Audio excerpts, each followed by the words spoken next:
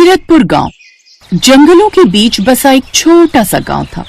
उस गांव में मंगत राम अपनी 4 बेटियों और पत्नी सुमन के साथ रहता था।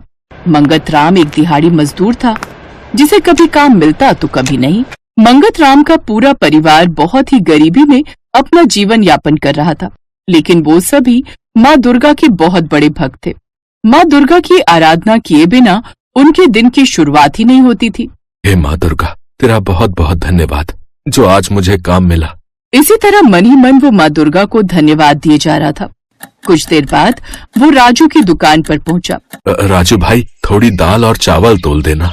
वो दाल चावल लेकर लौट ही रहा था कि तभी उसके कानों में एक बच्ची की आवाज गूंजी। 3 दिन से भूखी हूँ, कुछ खाने को दे दो बाबा। मंगत राम ने देखा कि एक छोटी सी बच्ची उसके सामने खड़ी है, जिसके कपड़े फटे हुए हैं। मंगत राम उस बच्ची को देख रहा था। तभी उस बच्ची ने कहा, 3 दिन से भूखी हूँ, कुछ खाने को दे दो बाबा। उसका दिल पसीज गया। फिर उसने अपने हाथ में पकड़े हुए दाल चावल को देखा। फिर मंगत राम बोला, बेटी, मेरे पास तो ये दाल चावल है, तो इन्हें रख ले। दाल चावल? लेकिन ये तो कच्चे हैं बाबा, फिर मैं इसे कैसे पकाऊंगी? और ना ही मेरे पास चूल्हा है और ना ही कोई घर। एक काम करो ना बाबा, मुझे अपने साथ अपने घर ले चलो ना, वहीं मुझे ये पकाकर खिला देना। अपने घर? लेकिन वहाँ तो पहले ही मेरी 4 बेटियां हैं, उन सबका पेट तो मैं नहीं भर पाता, फिर मैं इसका कैसे भरूंगा? और सुमन क्या कहेगी? क्या हुआ बाबा, आप किस सोच में पड़ गए? बेटी, मुझे माफ करना, मैं तुझे अपने साथ नहीं ले जा सकता, मैं मजबूर हूँ, तू ये दाल चावल रख ले। लेकिन उस लड़की ने वो दाल चावल लेने से मना कर दिया और पलक झपकते ही वो गायब हो गई। अरे, ये लड़की पलक झपकते ही कहाँ गायब हो गई? मैंने उस बच्ची का दिल दुखा दिया, जरूर वो गुस्सा होकर चली गई होगी। मैंने उसका दिल दुखा दिया। हे माता रानी, मुझे माफ करना। उसी रात उसके सपने में वो बच्ची आई। बाबा, आपने मुझे भूखा छोड़ दिया ना, देखो ना, मैं अभी भी भूखी हूँ। ये कहकर वो बच्ची जोर जोर से रोने लगी। उसे ऐसा देख मंगत राम की आंख खुल गई। बेटी, आज तो मेरे पास कुछ भी नहीं है तुझे देने को। तो फिर मुझे अपने घर ले चलो ना, पता है कल भी भूखे पेट में सड़क पर सो नहीं पाई।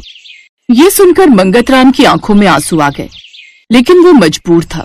ना तो वो उस बच्ची को मना कर पा रहा था और ना ही अपने हालात देखकर उसे साथ ले जा पा रहा था। वो चुपचाप आंखों में आंसू लेकर आगे की ओर बढ़ गया। उसने फिर पीछे पलट कर देखा तो वो बच्ची वहां पर नहीं थी। ये देख वो फिर हैरान था। उस रात भी उसके सपने में वो लड़की आई। वो उठकर बैठ गया। क्या हुआ जी, यूं आप अचानक कोई सपना देखा क्या? फिर मंगत राम ने उसे सारी बात बताई। ये आपने ठीक नहीं किया जी, अगर वो आपसे बार बार कह रही थी तो आप उसे ले आते। अरे जैसे हम रहते हैं वैसे वो रह लेगी, और जैसा हम खाते हैं वो भी खा लेगी। आप कल उसे अपने साथ घर ले आइएगा। उस दिन मंगत राम को भी दुगने पैसे मिले थे, क्योंकि उसको पिछले दिन की भी दिहाड़ी मिली थी। इसलिए उसने ज्यादा राशन खरीदा और बच्ची के साथ घर आ गया। सुमन और उसकी बेटियां जल्दी से बाहर आईं। उन्होंने उस बच्ची को देखा तो बहुत खुश हुई। क्या नाम है तुम्हारा बेटी? जी अम्बा। अम्बा, बड़ा ही प्यारा नाम है। वो सभी बच्चियां अम्बा के साथ खेलने लगी और सुमन खाना बनाने की तैयारी करने लगी। अगले दिन मंगत राम फिर काम पर निकल गया। शाम को जब वो काम से घर लौटा तो चहकते हुए घर आया। ये दुर्गा तो हमारे लिए बड़ी ही भाग्यशाली है। पता है, मालिक ने हम सबकी दिहाड़ी मजदूरी दुगनी कर दी है, और पता है, मालिक ने तो हम सबको पक्का करने की भी सोची है। अरे वाह, फिर तो हमारे जीवन का संघर्ष बहुत कम हो जाएगा। इसके बाद एक के बाद एक उनके घर में सब शुभ घटनाएं ही घटती रहीं। ऐसे ही एक रोज जब वो रात को खाना खाने बैठा तो अरे वाह वाह सुमन, आज का खाना क्या लाजवाब बना है। मन ही नहीं भर रहा। इस खाने से कितनी अच्छी महक आ रही है और कितना बढ़िया स्वाद आ रहा है। आखिर ऐसे कौन से मसाले डाले हैं तुमने? मसाले तो सब वही है, लेकिन बनाने वाला अलग है। क्या मतलब? मतलब ये कि आज का खाना अम्बा ने बनाया। मैंने तो उसे बहुत मना किया कि तू अभी छोटी है, लेकिन उसने मेरी बात ही नहीं मानी। ऐसे ही कुछ दिन बीते और फिर अब नवरात्रि आ गई। सभी परिवार वालों ने पूरी श्रद्धा से माँ दुर्गा की पूजा अर्चना की। फिर एक रात मंगत राम गहरी नींद में सोया हुआ था। अचानक से किसी की आहट से उसकी आंख खुली। वो आवाज सुनकर उठा तो उसने देखा कि उसकी झोपड़ी के एक कोने में बहुत सारे रुपए और सोने के सिक्के रखे हुए हैं, साथ ही बहुत सारा अनाज भी। ये सब देख वो चौंक गया। उसने अपनी पत्नी को उठाया। ये सब देख वो भी हैरान रह गई। सुमन, हमारी अम्बा कहाँ है? वो कहीं दिखाई नहीं दे रही। मुझे घबराहट हो रही है। अम्बा कहाँ चली गई? वो दुर्गा माँ के सामने हाथ जोड़कर प्रार्थना करने लगा। तभी दुर्गा माँ की मूर्ति से एक रोशनी निकली जिसमें से अम्बा बाहर आई। फिर देखते ही देखते उसने दुर्गा माँ का रूप ले लिया। दुर्गा माँ, आप हमारी बेटी बनकर हमारे साथ रह रही थी। मुझे तो पता भी नहीं चला। हे माँ, अगर हमसे कोई भूल हो गई हो तो हमें क्षमा करना। बिल्कुल भी नहीं मंगतराम, तुमसे कोई भूल नहीं हुई, बल्कि मैं तो तुम सबकी भक्ति से बहुत प्रसन्न हूँ। तुम लोग गरीबी में थे, फिर भी तुम मुझे घर लेकर आए। तुम्हारा परिवार कष्ट में था, फिर भी तुमने मेरा पेट भरा। खुद कम खाया लेकिन मुझे खुद से ज्यादा दिया। हम संसार में आए हैं, इसलिए हमें एक दूसरे की मदद करनी चाहिए, और तुमने एक गरीब बड़ा परिवार होते हुए भी मुझे अपनाया। लेकिन माँ, मुझे इस बात का दुख है कि मैं तुम्हें पहचान नहीं पाया। कोई बात नहीं बेटा, लेकिन मैं अपने सच्चे भक्तों को पहचानती हूँ। अब से तुम्हारे घर में कभी किसी चीज की कमी नहीं होगी। जय माता दी। इसके बाद दुर्गा माँ वहाँ से अंतर्ध्यान हो गई।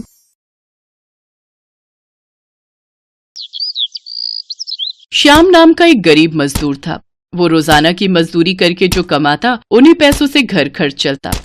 श्याम माँ दुर्गा को बहुत मानता था। उसने घर के मंदिर में माँ दुर्गा की एक छवि लगा रखी थी। वो मजदूरी पर जाने से पहले सुबह जल्दी उठकर नहा धोकर पहले माँ दुर्गा की आराधना करता। उसके पश्चात ही वो मजदूरी पर जाता। श्याम की पत्नी शोभा बहुत ही गुस्से वाली थी। वो हमेशा श्याम से लड़ती रहती थी। जय माँ दुर्गा। हे माँ दुर्गा, चाहे कितने भी दुख और परेशानियां आएं, मुझे पता है आप मेरे साथ हो, तो मुझे किसी भी बात की कोई चिंता नहीं। तुम्हें क्यों चिंता होगी? तुम तो सुबह निकल जाते हो, रात को 2 पैसे कमाकर घर लौटते हो। पीछे से तो मैं परेशान होती हूँ ना। पूरा दिन घर के काम निपटाते रहो। ये लो तुम्हारी रोटियां। आज सब्जी नहीं है, थोड़ा गुड़ रखा था। कोई बात नहीं, रोटी और गुड़ तो मुझे वैसे ही बड़ा स्वाद लगता है।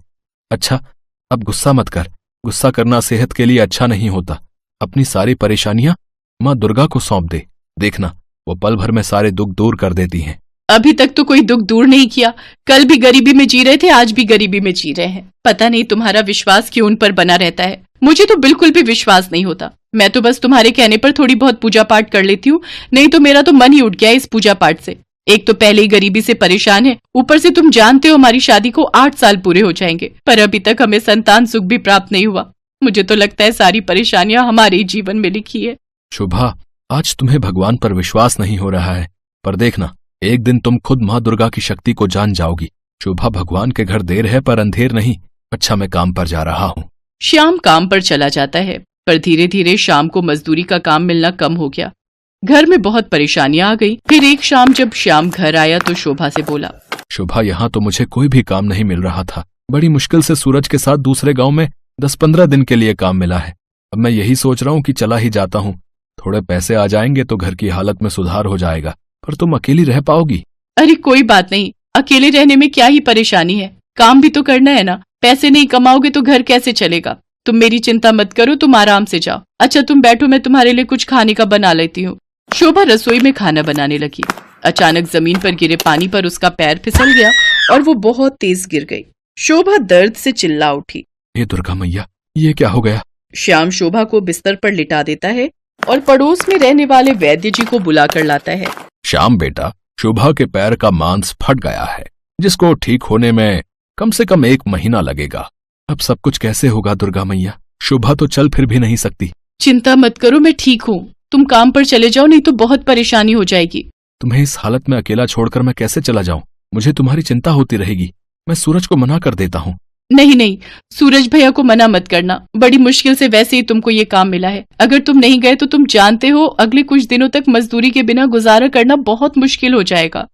और फिर कुछ दिनों की तो बात है, मैं किसी न किसी तरह गुजारा कर लूंगी। ठीक है, मैं जल्दी लौट आऊंगा। तुम अपना ख्याल रखना। हे देवी मैया, मैं शोभा को आपके भरोसे छोड़कर जा रहा हूँ। मेरी पत्नी शोभा का ख्याल रखना माँ। उसके साथ रहना, उसकी रक्षा करना। अगले दिन श्याम दूसरे गांव काम पर चला जाता है।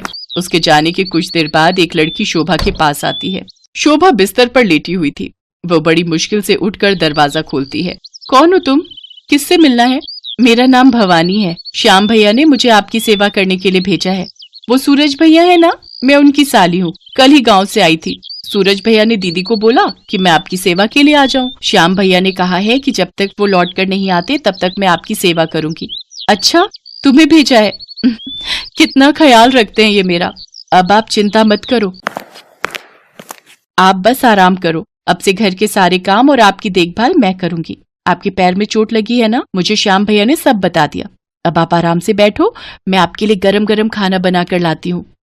पर घर में तो कुछ भी खाने का नहीं है, तुम मेरे लिए क्या बनाओगी? श्याम भैया ने मुझे रास्ते में सामान खरीद कर दे दिया था, वो मैंने दरवाजे पर रख दिया है। आप यहाँ बैठो, मैं उठा कर लाती हूँ। शोभा पहचान ही नहीं पाई कि उसके घर में तो साक्षात माँ दुर्गा उसकी सेवा के लिए आ चुकी थी। माँ दुर्गा ने अपने चमत्कार से पूरे घर को अन्न और धन से भर दिया। देवी माँ भवानी के रूप में शोभा की खूब सेवा करती थी। देवी माँ शोभा के पैर में औषधि का लेप लगाती तो शोभा के पैर के दर्द को आराम मिलता। भवानी, तुम्हारे आ जाने से मुझे बहुत आराम मिला है। तुम मेरा कितना ख्याल रखती हो। तुम्हारी सेवा से मेरा पैर बिल्कुल ठीक हो गया, पर अब तुम वापस जा रही हो, ये सुनकर मेरा मन बहुत दुखी है।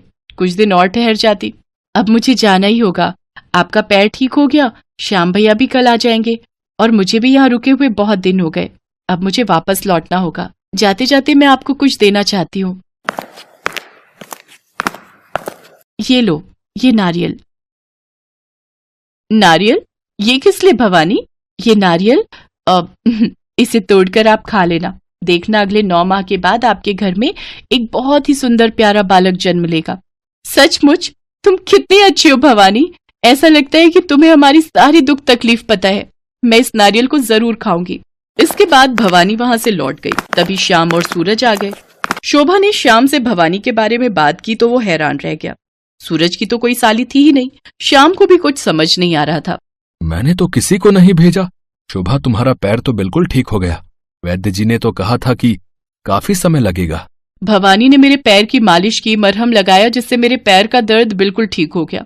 अगर उसे आपने नहीं भेजा तो फिर किसने भेजा? वो तो अपने साथ बहुत सारा सामान भी लाई थी। देखो, भंडार घर में बहुत सारा सामान पड़ा है। शोभा श्याम को भंडार घर में लेकर जाती है। वो दोनों चौंक जाते हैं। भंडार घर में अन्न और धन भरा हुआ था। वहीं धरती पर माँ दुर्गा के चरणों के निशान देखकर श्याम सब कुछ समझ जाता है। उसकी आंखों से आंसू की धारा बह जाती है और वो उन चरणों पर माथा टेक कर खूब रोता है। शोभा भी अब तक सब कुछ समझ गई थी। शोभा, माँ दुर्गा स्वयं हमारे घर आई थी। उन्होंने तुम्हारी सेवा की, इस घर को अन्न धन से भर दिया। हे मैया, मुझे आपके दर्शनों का सौभाग्य नहीं प्राप्त हो सका। मुझे उनके दर्शन हुए पर मैं उन्हें पहचान नहीं पाई। मैंने तो उनसे अपनी सेवा करवाई, सारे घर का काम करवाया। हे माँ दुर्गा, मेरी भूल को क्षमा कर देना। आपने हमारे लिए इतना कुछ किया और मैंने कभी आपकी ठीक से पूजा तक नहीं की। आपकी महिमा अपरंपार है मैया। शोभा श्याम के साथ माँ दुर्गा के मंदिर जाती है और उन्हें कोटि कोटि धन्यवाद कहती है। अब श्याम और शोभा की जिंदगी में सब कुछ था। माँ दुर्गा के आशीर्वाद से उसके घर में अब किसी भी चीज की कोई कमी नहीं थी। शोभा ने उस नारियल के बारे में भी श्याम को बताया। माँ दुर्गा का नाम लेकर शोभा ने नारियल को खाया, जिसके फलस्वरूप 9 महीने के पश्चात उसके घर में बहुत ही सुंदर बालक का जन्म हुआ। माँ दुर्गा की कृपा से श्याम और शोभा की जिंदगी में खुशियां ही खुशियां भर गई।